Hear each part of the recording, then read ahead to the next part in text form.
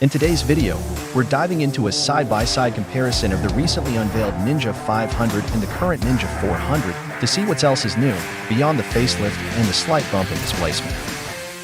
Starting with the main thing that sets these two apart, which is the powerhouse, the new Ninja 500 is powered by the new Kawasaki Eliminator engine, a liquid-cooled 451cc parallel twin, with 180-degree firing order, which is actually heavily based on the Ninja 400's engine, but new for the 500 is a 52cc boost in displacement, achieved by using a 6.8mm longer stroke than the 400, while retaining the previous 70mm bore.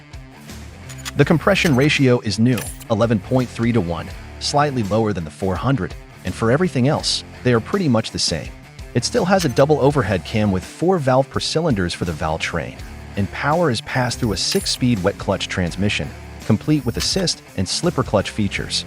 Notably, there is an update on the gear ratio, where the 500 has a new bigger rear sprocket with 43 teeth, replacing the 41 teeth sprocket of the old 400.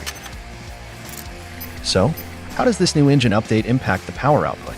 Well, in terms of horsepower, despite the 500 boasting a bigger engine, both are still churning out identical amounts of power, around 45 horsepower at the crank. This is because the European spec Ninja 500 is made to comply with the A2 license power limit regulation, which means the bikes that are coming to the US or North America may differ in performance. But although the peak horsepower is similar, it now kicks in at 1000 RPM sooner than the 400s. Then, as for torque output, this is where the most significant difference can be found. The Ninja 500 is capable of producing around 42 Nm of torque, a 15% increase over the 400. Which also kicked in at 2000 RPM earlier, leading to stronger low to mid-range grunt, faster acceleration from a standstill, a lower revving engine, and more tractability, which are all well-suited qualities for good commuter bike. As for weight, the new 500 comes in a bit heavier, weighing in at 172 kilograms, a 4 kilograms increase over the 400, resulting in a slightly reduced power-to-weight ratio of roughly 1.4%. Which I think is not substantial if we factor in the new lower peak RPM and the beefier torque output. Along with increased performance, there are also a few new features for the new Ninja 500. Besides ABS brakes, an LED headlight and stop lamp, the Ninja 500 now gets Kawasaki's keyless system, which allows you to remotely release the bike's steering lock and grants you access to the bike's ignition when the provided fob key is close to the bike. On top of that, there is also a TFT display that has smartphone connectivity via Kawasaki's Radiology app, where you can access general settings, vehicle information, and riding logs from your smartphone, and phone notifications are also displayed on the instrument panel on your dash. Keep in mind that those features are exclusive to the SE model. If you decide to get the base model, you'll have an LCD display instead of a TFT, no keyless system, and no USB-C power outlet.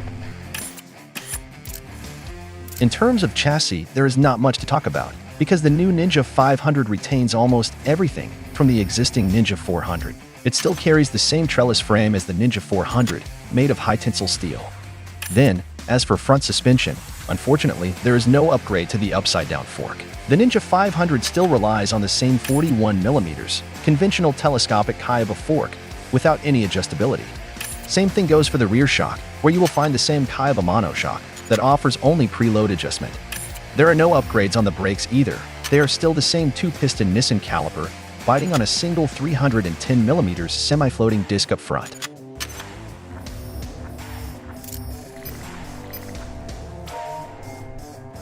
The tire sizes are unaltered, 110mm width for the front and 150mm for the rear, and as for dimensions, there are slight changes due to the new bodywork. The wheelbase is 5mm longer, and the seat has been redesigned to be slimmer, but still retain the same height of 785mm, while for width, the 500 is slightly wider, precisely 20mm than the 400. Fuel tank remains the same in terms of design and capacity, while for fuel consumption, the Ninja 500 surprisingly has lower claimed fuel consumption, around 2.5% than the 400, possibly due to its lower revving engine. Beyond all of that, other major changes on the new Ninja 500 are the bodywork. The 500 gets a new, sharper design, a more aggressive face, and restyled headlights similar to the ZX6R, and below, you'll also see new side panels, with layered designs, as well as the lower fairing section and new tail.